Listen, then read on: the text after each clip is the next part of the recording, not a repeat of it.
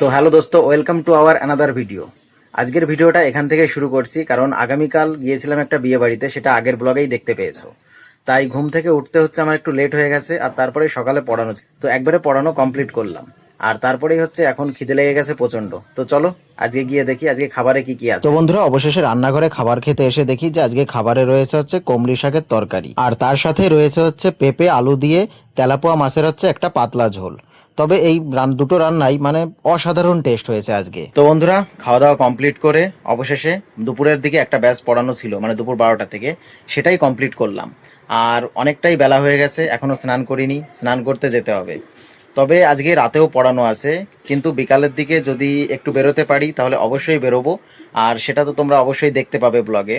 আর কালকে এতটাই জার্নি করেছি, কালকে হচ্ছে দিনের মধ্যে এতটাই জার্নি করেছি, কারণ সেই বিয়ে থেকে রাতে অনেক রাতেই বাড়ি ফিরেছি, তাই শরীরটা পুরোপুরি ক্লান্ত। তো দেখা যাক, আগে স্নানটা করে আসি। স্নান করে এসে হালকা করে একটু ঘুমাবো, আর তারপরেই যদি বেরোতে পারি অবশ্যই বেরোবো। তো তোমরা সঙ্গে থাকো, আর আমি যাই স্নান করে আসি। তো বন্ধুরা, অবশেষে রাতের পড়ানো কমপ্লিট, আর এইমাত্র খাওয়া দাওয়া করে আসলাম।